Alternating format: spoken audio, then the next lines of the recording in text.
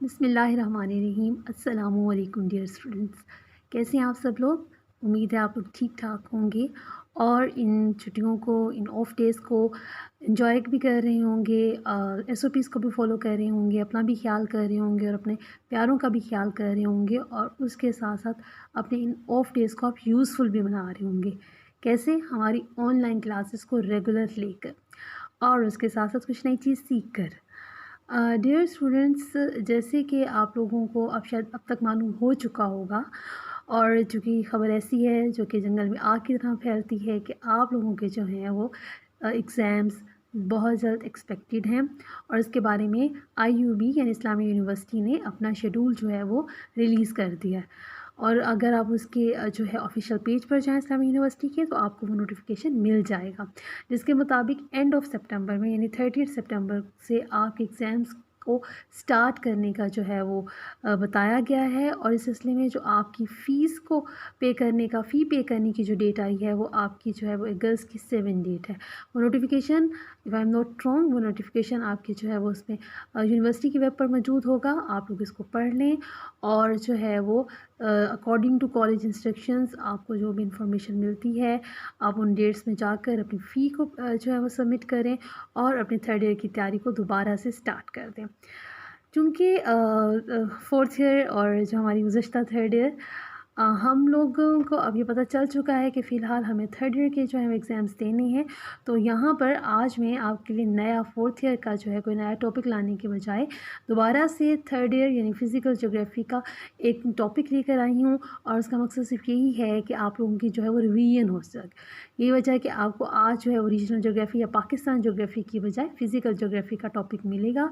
और मैंने बता दिया कि हमारा रिवीजन है, ताकि आपको थोड़ा-सा, आपने जो इन दिनों में थोड़े से आप लेज़ी हो गए होंगे या थोड़े से रिलैक्स हो गए होंगे, अब आप दोबारा जो है वो अपने जो है पढ़ाई की और अपनी स्टडी की तरफ जो है वापस आ जाएँ। और इसलिए हमने थोड़ा-सा एक रिवीजन का आप लोगों के लिए बंदोबस्त किया है। थर्ड ईयर का लेक्चर नंबर 1 है, प्रेज़ेंट कर रही हैं आपकी अपनी टीचर मिसेस समीरा सफदर। जी हाँ जी। पहला इम्पॉर्टेंट क्वेश्चन जो कि हमारी अक्सर जो है वो पेपर्स में आया हुआ होता है, 2 नंबर के लिए भी आया हुआ होता है। आपको पता है कि हमारा जो फर्स्ट क्वेश्चन होता है वो कंपल्सरी का सवाल होता है, जिसे हमें अटेम्प्ट करना होता है। वो होता है यूनिवर्स एंड सोलर सिस्टम यानी निज़ाम कायनात और निज़ाम शमसी के बारे में पूछा जाता है। क्लास ये अक्सर 2 नंबर के लिए आता है, इसमें परेशान होने की बात नहीं है। अगर कायनात के बारे में पूछा जाता है या अगर वो सोलर सिस्टम या निज़ाम शमसी को फ़ोकस करते हैं, हमें पहले ये देखना है कि पूछ क्या रहे हैं। अगर कंपैरिज़न पूछ रहे हैं तो उनका कंपैरिज़न करेंगे, वरना उन्हें डिफ़ाइन कर देंगे। थोड़ा-सा मैंने आप लोगों के लिए एक छोटी-सी जो है वो एक जो है ग्राफ सा बना दिया है आप लोगों को, ताकि आपके लिए आसानी हो जाए। यूनिवर्स सबसे पहले है हमारी, ये बहुत बड़ी कायनात है, बहुत वसी है और उसकी वसअत का अंदाज़ा लगाना बहुत मुश्किल है। इस कायनात में आप ये देख लें कि जो है वो डिफरेंट किस्म की गैलेक्सीज़ हैं और एक गैलेक्सी के बारे में कहा जाता है, यानी यूनिवर्स के अंदर गैलेक्सीज़ हैं और there are not only one galaxy, यहाँ पर गैलेक्सीज़ हैं, काफ़ी गैलेक्सीज़ हैं। और एक गैलेक्सी के बारे में कहा जाता है कि उसमें 200 से लेकर 400 बिलियन तक स्टार्स हो सकते हैं। जी, स्टार्स, हमारा जैसे एक तारा है, सन है, तो इस तरह के कई सितारे, यानी 200 से 400 बिलियन स्टार हो सकते हैं सिर्फ एक गैलेक्सी में, ठीक है। और हमारी वो गैलेक्सी जिसमें हमारा सितारा सूरज मौजूद है, वो जो गैलेक्सी है वो मिल्की वे कहलाती है, ठीक है। इन गैलेक्सीज़ में है जनाब 200 से 400 billion, not million, it's billion, billions of stars. उन्हीं स्टार्स में, इतनी सारे स्टार्स के किसी, यानी इतनी ज़्यादा जो हमारे पास गैलेक्सीज़ हैं, उन गैलेक्सीज़ के इतने सारे स्टार्स में से एक कहीं सितारा हमारा सूरज में मौजूद है। वो जो स्टार है वो हमारा सोलर सिस्टम बना रहा है, हमारे सोलर सिस्टम की बेस है, उसके गिर्द हमारे प्लैनेट्स और जो है वो मून घूमते हैं। तो ये हमारा सोलर सिस्टम है, यूनिवर्स ये है, ये हमारी मेन ओरिजिन की चीज़ है, जिसके अंदर गैलेक्सीज़ हैं, गैलेक्सीज़ के अंदर स्टार्स हैं, they are making their own solar system. और निज़ाम शमसी क्या है? सूरज हमारा एक सितारा है, कायनात में इससे बड़े सितारे मौजूद हैं, लेकिन चूँकि हमारे करीब से सितारा है तो ये हमारा जो है इसका इफ़ेक्ट ज़्यादा है, ये हमारे सेंटर में मौजूद है और इसके गिर्द हमारे ज़मीन के साथ जो है वो बाकी और 7 और प्लैनेट्स जो हैं वो इसके गिर्द जो है वो मूव कर रहे हैं, इसके गिर्द जो है वो रिवॉल्व कर रहे हैं, इसके गिर्द गर्दिश कर रहे हैं। तो वो सारे मिलकर ये सारे के सारे सियारे अपने चाँद के साथ मिलकर सूरज के गिर्द अपने अपने मदार में जो चक्कर काट रहे हैं, जो चक्कर लगा रहे हैं, और वो जो सिस्टम बनता है वो निज़ाम शमसी या सोलर सिस्टम होता है। ठीक हो गया। इसके बारे में भी काफ़ी अरसे तक ये रहा, अभाव रहा कि जो ज़मीन है that is the central part of the solar system, लेकिन बाद में ये क्लियर हुआ कि ज़मीन जो है वो सोलर सिस्टम का जो है दरमियानी हिस्सा नहीं है, सेंट्रल पोर्शन नहीं है। इट्स सन, ये सूरज है जो कि मौजूद है सेंटर में, और बाकी सियारे अपने चाँद के साथ उसके गिर्द गर्दिश कर रहे हैं और निज़ाम शमसी को तरतीब और दे रही हैं। ज़हन में रहे, अब एक सितारा और एक लफ्ज़ सियारा आया है। सितारा, stars, they have their own light, उनकी अपनी रोशनी होती है। प्लैनेट्स यानी सियारों की अपनी रोशनी नहीं होती।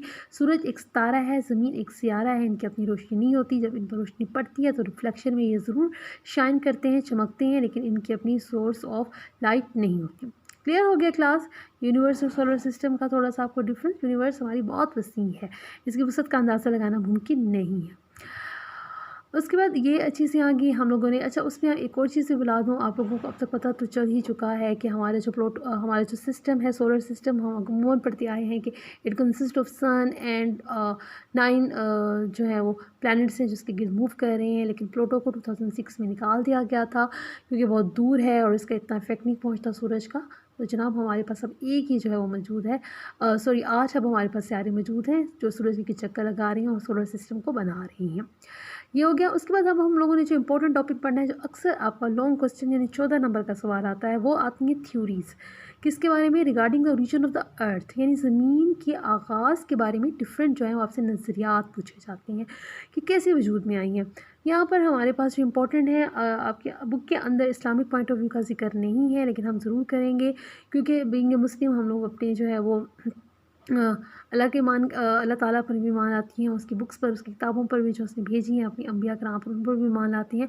उसमें उन्होंने क्लियर बताया है कि इस्लामी पॉइंट ऑफ व्यू हमारा क्लियर है कि जो है इट्स अबाउट 6 डेज़ के 6 दिन थे जिसमें दिन रात और जो है ज़मीन का पूरा जो है वो जो सिस्टम है वो वजूद में आया, जिसमें ज़मीन के अंदर बर-ए-आज़म खुशकी सब चीज़ें जो है वो बनाई गई। तो 6 दिन लगे जब जो है ये सारा सिस्टम जो है वो बन गया।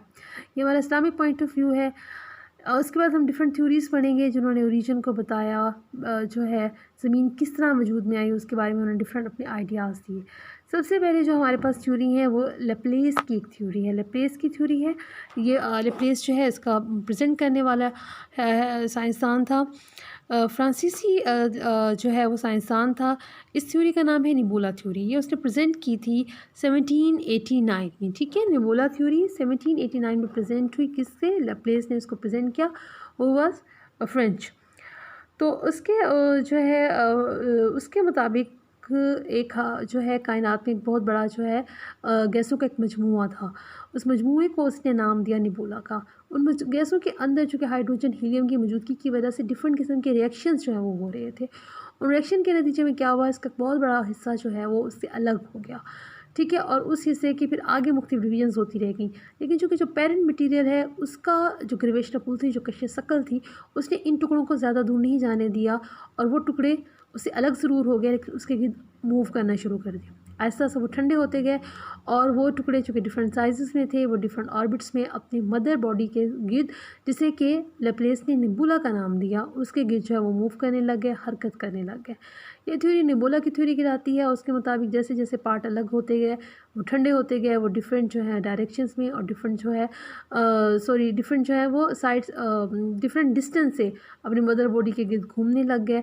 जैसे ठंडे होते गए उनसे कुछ और पार्ट अलग होते गए और वो पार्ट्स और वो हिस्से जो उनसे अलग हुए थे वो चाँद की सूरत में उनके गिर्द मूव करने लग गए और इस तरह से एक जो है पूरा सिस्टम वजूद में आया। इस थ्योरी का नाम निबुला थ्योरी है। निबुला उसने गैसों के मजमूए का नाम दिया जिसके अंदर जो है डिफरेंट रिएक्शंस जारी थे और रिएक्शन के नतीजे में उसके पार्ट्स जो हैं उससे अलग हो गए। ठीक है, लेकिन इसमें थोड़ा सा टाइमिंग्स का थोड़ा सा जो है डिफरेंट जो अजराम फ़ल्की हैं उनकी की पैदाइश के बारे में वो क्लियर नहीं था, थोड़ा सा उसके अंदर अभाम था, क्वेश्चंस उसके ऊपर अराइज हुए। उसके बाद जो दूसरी इंपॉर्टेंट थ्योरी थी वो टाइडल थ्योरी थी, जीन्स एंड जेफरे ने प्रेजेंट की। ठीक है, tidal theory, Jeans and nebula theory जो है वो रिप्लेस की है। जीन्स एंड जेफरे की जो थ्योरी है वो टाइडल थ्योरी है। ये थ्योरी जो है वो प्रेजेंट हुई थी 1916 में, 1916 में ये थ्योरी प्रेजेंट हुई। इस थ्योरी के मुताबिक जो है सूरज हमारा एक सितारा है, वो उसके अंदर डिफरेंट गैसेस का मजमूआ है और वो गैसें जो हैं मूव कर रही हैं, रिएक्शन कर रही हैं। उसके नज़दीक से एक बड़े सूरज के नज़दीक से एक बड़े सितारे का गुजर हुआ। वो इस तरह जब उसके पास से गुजरा तो उसने जो है सूरज के को अट्रैक्ट करने की कोशिश की, अट्रैक्ट किया और सूरज को अपनी तरफ पुल करना शुरू कर दिया, अपनी तरफ खींचना शुरू कर दिया। अब क्या हो रहा है कि सूरज का कुछ हिस्सा उसकी तरफ पुल हो गया, खींचना शुरू हो गया, और कुछ हिस्सा जो है वो सूरज की मदर बॉडी ने अपनी तरफ जो है अपनी वजूद को बरकरार रखने की कोशिश की, उसको खींचा। और वो जो है उसके नतीजे में एक जो है पुल सा बन गया, जो मटीरियल उसकी तरफ से बाहर से निकलने लगा, लेकिन उस तारा उसके करीब से गुजर कर आगे चला गया। वो जो मवाद उस जो है एक कश्मकश में कि वो जो बड़ा सितारा था उसे अपनी तरफ खींच रहा था, मदर बॉडी अपनी तरफ खींच रही थी, तो कुछ मवाद उस दौरान निकल कर जो है वो अलग हो गया सूरज से और उसके गिर्द, लेकिन वो सितारा गुजर गया तो बजाय उस तारे के साथ जाने के वो जो मटीरियल जो सूरज से अलग हुआ था अपने मदर बॉडी के गिर्द जो है दोबारा से घूमने लग गया। तो ये जो थ्योरी थी ये टाइडल थ्योरी है कि टाइड्स पैदा हुई, लहरें पैदा हुई और उन लहरों के नतीजे में कुछ मवाद अलग हो गया।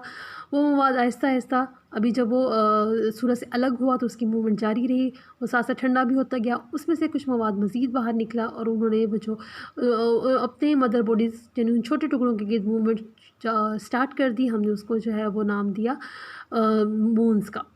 अगर इसको जो है इस थ्योरी पर काफ़ी ज़्यादा डिबेट हुई और इसके काफ़ी ज़्यादा जो है इसको एक्सेप्टेंस भी मिली, क्योंकि कहा जाता है कि अगर हम ओवरऑल जो अपने सोलर सिस्टम को देखें तो इसकी शक्ल जो है ऐसी ही लगती है, एक सिगार की मानिंद से है। वजह क्या कि जो साइड्स पर हैं वो आपको जो प्लैनेट्स मिलेंगे, जो आपको सियारे मिलेंगे वो छोटे मिलेंगे, जबकि दरमियान में जो मवाद है, जो सितारे हैं वो बड़े हैं। तो उसकी वजह यही बताई जाती है क्योंकि एक तरफ से सूरज अपनी तरफ खींच रहा था, दूसरी तरफ से सितारे खींच रहे थे, तो दोनों साइड्स पर जो सियारे हैं वो छोटे थे और दरमियान वाले जो हैं चूँकि उन पर बहुत ज़्यादा असर ना पड़ा तो वो मवाद जो है वो बड़ा है, वो सियारे बड़े थे। फिर यही चीज़ है कि जो सियारे साइड्स पर थे वो छोटे थे तो उनके चाँद भी कम हैं, जबकि बड़ा जो मवाद था वो सियारे जो बड़े हैं उनके जो मून हैं उनकी तादाद भी ज़्यादा है। तो ये सारी चीज़ें उन्होंने जीन्स एंड जेफरे ने अपने जो है थ्योरी को प्रूव करने के लिए अपने अजम्पशंस जो हैं वो पेश की और उन्हें अपने दलाइल पेश किए। तो इस थ्योरी को काफ़ी एक्सेप्टेंस मिली।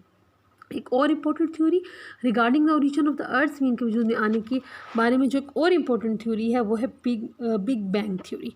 बिग बैंग थ्योरी जो है तकरीबन 1927 में मंजर आम में वजूद में आई। उसमें उन्होंने बहुत सारी चीज़ों को, बहुत सारे क्वेश्चंस को इस तरह से ख़त्म कर दिया कि उनके बारे में ज़मीन की जो इब्तिदा थी वो एक एक्सप्लोजन से हुई, एक बहुत बड़े धमाके से जो है ज़मीन वजूद में आ गई और जो है ज़मीन की जैसे ही एक्सप्लोजन हुआ, एक धमाका हुआ तो सूरज जो मदर बॉडी है उसके अंदर से बहुत सारा मवाद निकल कर उसके फैल गया, लेकिन वो ज़्यादा जो है वो दूर ना गया और अपना मदर बॉडी के गिर्द ही घूमने लग गया और जनाब ज़मीन जो है वजूद में आ गई। उसमें जो है ये काफ़ी हद तक नेबुला थ्योरी से जो है वो मिल रही है, लेकिन नेबुला थ्योरी में उन्होंने वो गैसों के मजमूए के नाम को जो है वो नेबुला का नाम दे दिया था। यहाँ पर उन्होंने डायरेक्ट यही कहा क्योंकि ज़मीन हमें मालूम है कि सूरज है वो डेट इज़ सो हॉट और उसकी हॉटनेस की वजह क्या है, उसके अंदर डिफरेंट गैसेस मुसलसल रिएक्शन कर रही हैं, केमिकल रिएक्शंस हो रही हैं। उन रिएक्शंस के नतीजे में एक बहुत बड़ा ब्लास्ट हुआ, बहुत ज़्यादा एक्सप्लोजन हुआ और उसके नतीजे में हमारी जो कायनात है वो मौजूदा शक्ल में वजूद में आई। तो ये एक और इम्पॉर्टेंट थ्योरी थी। तो ये जो है इम्पॉर्टेंट एक क्वेश्चन है। ये क्वेश्चन किस लिहाज से इम्पॉर्टेंट है कि अक्सर आपके लॉन्ग क्वेश्चन में आया हुआ होता है। हम इसे पढ़ चुके हैं, हम इसको डिस्कस कर चुके हैं। आज के हमारे लेक्चर का मकसद ये था कि हम इसको रिवाइज़ कर सकें और अगर वैसे कोई पॉइंट आपसे मिस हो गया है जो आपने अपने नोट्स में नहीं शामिल किया या अपनी बुक में इसको नोट डाउन नहीं किया हुआ, जैसे कुछ डेट्स इसमें मेंशन नहीं है जो मैंने आज बताई हैं, तो आप इन डेट्स को, इन तारीख को अपनी बुक्स के अंदर लिख लें। तो इसको अटेम्प्ट करने का तरीका यही है कि आप थोड़ा सा अपनी कायनात के बारे में बताएं और ये बताएं ये स्टार्ट से ही सबसे ज़्यादा जो ज्योग्राफी की इब्तिदा हुई वो तजस्सुस से हुई, वो क्यूरियोसिटी से हुई, एक तजस्सुस था इंसान को कि हम जहाँ पर आबाद हैं क्या ये चीज़ें, ये जगह कैसे वजूद में आई। कायनात के बारे में, ये सियारों के बारे में सबसे ज़्यादा पहले जो है एस्ट्रोलॉजी का डिपार्टमेंट यानी इल्म ज्योग्राफी जो है वो इल्म फ़ल्कियात ही समझा जाता था। लेकिन आहिस्ता-आहिस्ता इसकी फ़ील्ड्स ड्राइव होना शुरू हुई। तो जो ज्योग्राफ़र्स हैं वो हमेशा तजस्सुस का शिकार रहे कि ज़मीन किस तरह से वजूद में आई, हम जहाँ पर रह रहे हैं क्या ये शुरू से ही जगह ऐसी ही थी जब वक्त के साथ वजूद में आई।